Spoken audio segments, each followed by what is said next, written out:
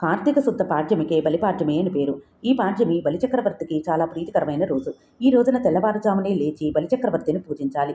బలిరాజా నమస్తుభ్యం విరోచన సుత ప్రభో భవిష్యేంద్ర సురారతే పూజయం ప్రతిగృహ్యతాం అని ప్రార్థించాలి అని, గోవర్ధన పూజ చెయ్యాలి అని, ఆవులను అలంకరించి స్వేచ్ఛగా తిరగనివ్వాలి అని, శక్తి కొలది దానాలు చెయ్యాలి అని చెప్తారు. బలిచక్రవర్తి వామనుడైన విష్ణువుకి తన సర్వస్వాన్ని దానం చేస్తాడు. అందుకు సంతోషించిన విష్ణువు వరాన్ని కోరుకోమనగా, దేవా, నా సర్వస్వాన్ని నీకు సమర్పించాను. నా కోసం కోరుకోవడానికి ఏదీ లేదు. లోకం కోసం ఒక వరాన్ని అర్థిస్తున్నాను.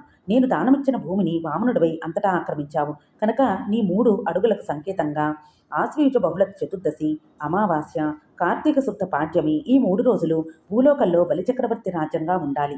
నా రాజ్యంలో దీపదానం, దీపపూజ చేసేవారి ఇంట్లో లక్ష్మీదేవి కొలువై ఉండాలి అని అడగగా శ్రీ మహావిష్ణువు వరాన్ని అనుగ్రహిస్తారు.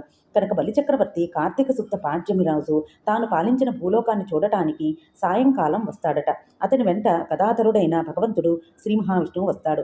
ఇలా భక్తుడు భక్తరక్షకుడైన భగవంతుడు ఇద్దరూ వస్తారు కనుక వీధులు శుభ్రంగా ఉండి ప్రతి ఇంటి ముంగిట దీపాలు, మామిడి తోరణాలు, రంగురంగుల ముగ్గులు ఉండటం చూసి తన రాజ్యంలో ప్రజలందరూ ఆనందం, ఉత్సాహం, భోగభాగ్యాలతో హాయిగా ఉన్నారు అని బలిచక్రవర్తి సంతోషపడతాడు. భగవంతుడు కూడా ఆనందిస్తాడు. అందువల్ల దీపావళి మరుసటి రోజు బలిపాడ్యమిగా జరుపుకుంటారు.